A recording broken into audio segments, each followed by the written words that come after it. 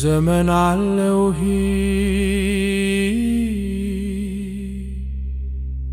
ከሰማይ በታችም ለሆነ ነገር ሁሉ ጊዜ አለው። ለመወለድ ጊዜ አለው፣ ለመሞትም ጊዜ አለው።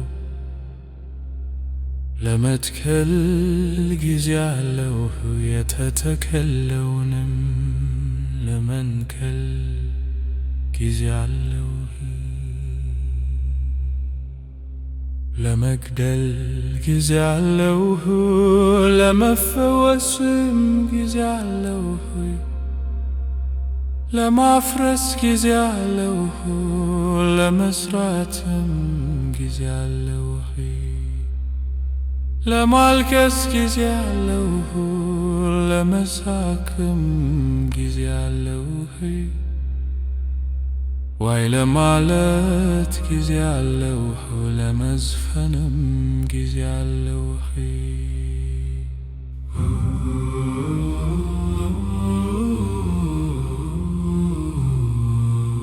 ድንጋይን ለመጣል ጊዜ አለው፣ ድንጋይንም ለመሰብሰብ ጊዜ አለው። ለመተካከፍ ጊዜ አለው፣ ከመተካከፍም ለመራቅ ጊዜ አለው። ለመፈለግ ጊዜ አለው፣ ለማጥፋትም ጊዜ አለው። ለመጠበቅ ጊዜ አለው፣ ለመጣልም ጊዜ አለው። ለመግደድ ጊዜ አለው፣ ለመስፋትም ጊዜ አለው። ዝም ለማለት ጊዜ አለው፣ ለመናገርም ጊዜ አለው። ለመውደድ ጊዜ አለው፣ ለመጥላትም ጊዜ አለው። ለጦርነት ጊዜ አለው፣ ለሰላምም ጊዜ አለው። ለሰራተኛ የድካሙ ትርፍ ምንድር ነው? እግዚአብሔር ለሰው ልጆች ይደክሙበት ዘንድ የሰጣቸውን ጥረት አይቻለው።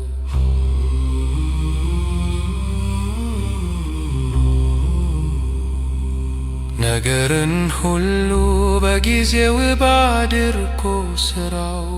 እግዚአብሔርም ከጥንት ጀምሮ እስከ ፍጻሜ ድረስ የሥራውን ሥራው ሰው መርምሮ እንዳያገኝ ዘላለምነትን በልቡ ሰጠው። ሰው ደስ ከሚለውና በሕይወቱ ሳለ መልካምን ነገር ከሚያገር መከር መልካም ነገር እንደሌለ አወኩ። ደግሞም ሰው ሁሉ ይበላና ይጠጣ ዘንድ በድካሙም ሁሉ ደስ ይለው ዘንድ የእግዚአብሔር ስጦታ ነው። እግዚአብሔር ያደረገው ሁሉ ለዘላለም እንዲኖር አወኩ። ሊጨመርበት ወይም ከእርሱ ሊጎድል አይቻልም።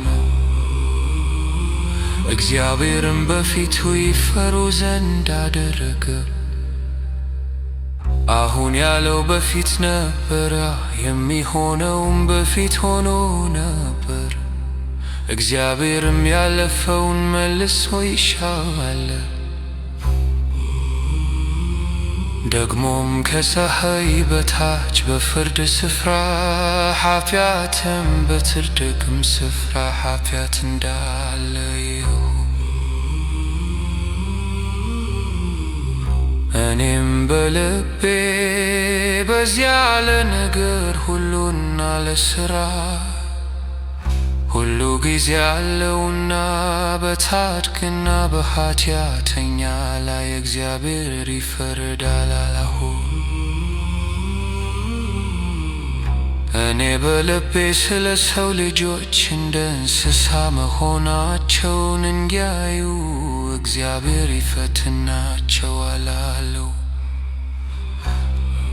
የሰው ልጆችና የእንስሳ ድል ፈንታ አንድ ነው፣ ድርሻቸውም ትክክል ነው። አንዱ እንደሚሞት ሌላውም እንዲሁ ሞታል።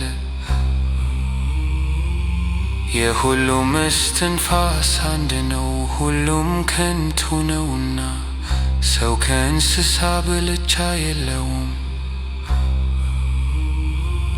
ሁሉ ወደ አንድ ቦታ ይሄዳል፣ ሁሉ ካፈር ነው፣ ሁሉም ወደ አፈር ይመለሳል። የሰው ልጆች ነፍስ ወደ ላይ እንደምትወጣ የእንስሳም ነፍስ ወደ ታች ወደ ምድር እንደምትወርድ የሚያውቅ ማን ነው?